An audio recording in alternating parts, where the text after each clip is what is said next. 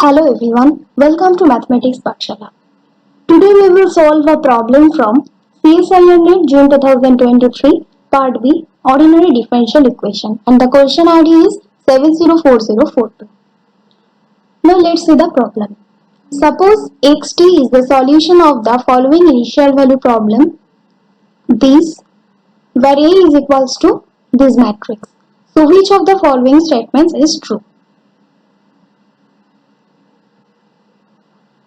So our given initial value problem is this, where the matrix A is given here.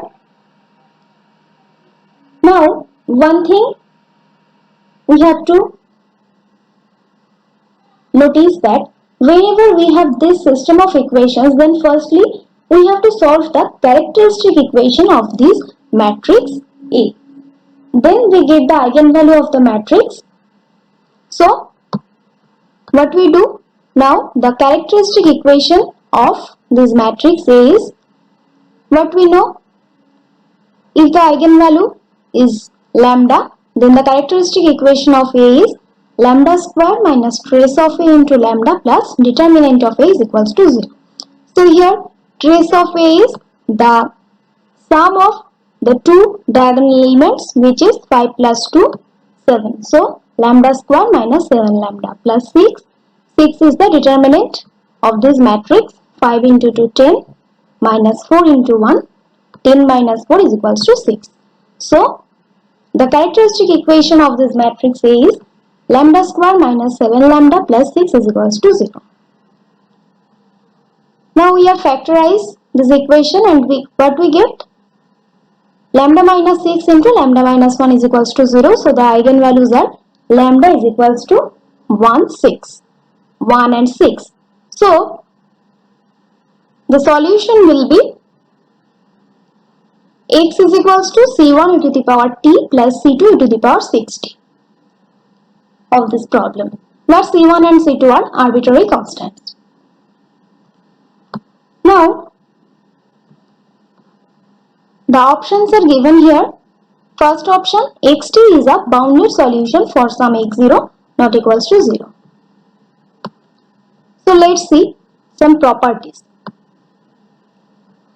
A solution xt is called bounded on this interval if there exists a positive constant m such that mod of xt less than equal to n for all t belongs to 0 to infinity. And limit t tends to infinity, b to the power t is equals to infinity. Limit t tends to minus infinity, e to the power t is equals to 0. So, firstly see this property. This property is saying that a solution xt is called bounded on 0 to infinity if there exists a positive constant m such that mod of xt less than equal to n. So let's see. Here we don't know the value of c1 and c2. c1 and c2 is arbitrary. So from this property we see that limit t tends to infinity, e to the power t is equals to infinity. So e to the power t is unbounded when t is positive. So here e to the power t is unbounded, e to the power e to the power 6t is also unbounded. Here, as we don't know about the value of these c1 and c2, which are the arbitrary constants, that's why xt is a bounded solution. It is not always true. So option 1 is not always true. E to the power minus 6t mod of xt tends to 0 as t tends to infinity. So here e to the power minus 6t into mod of xt is equals to what? c1 e to the power minus 5t plus c2.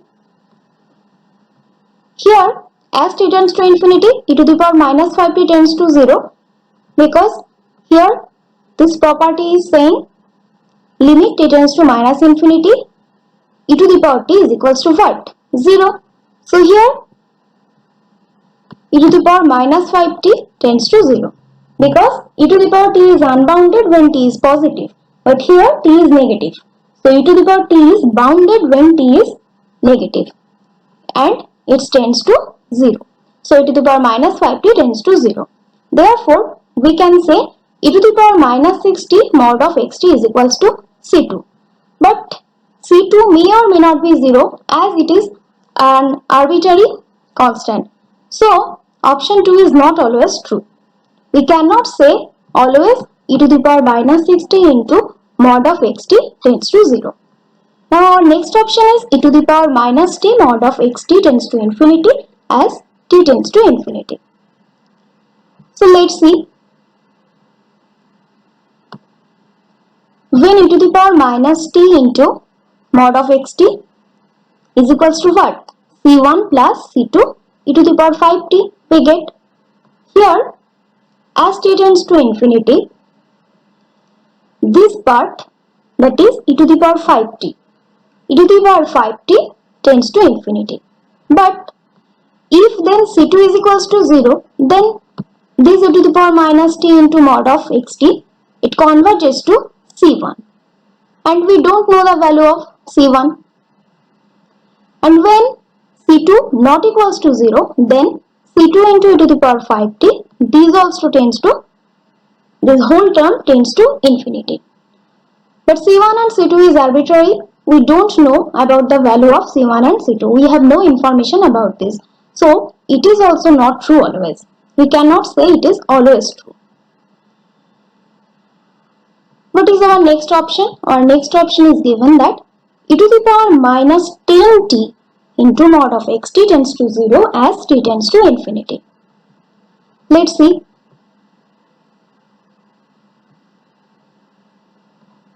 What we get here, e to the power minus 10t into mod of xt is equals to, we get c1 into e to the power minus 9t plus c2 into e to the power minus 4t. As our property number 3, what we can say? We can say by this property, limit tends to minus infinity e to the power t is equals to 0. We can say from this property that here e to the power minus 90 tends to 0 and also e to the power minus 40 tends to 0.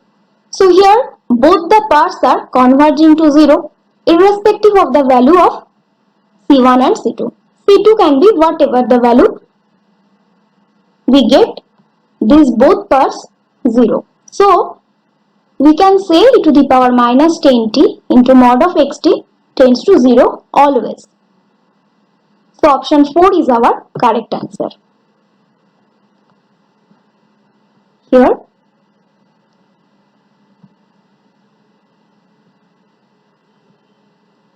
option 4 is our correct answer. Thank you everyone. If you like this video, please subscribe our channel and support us.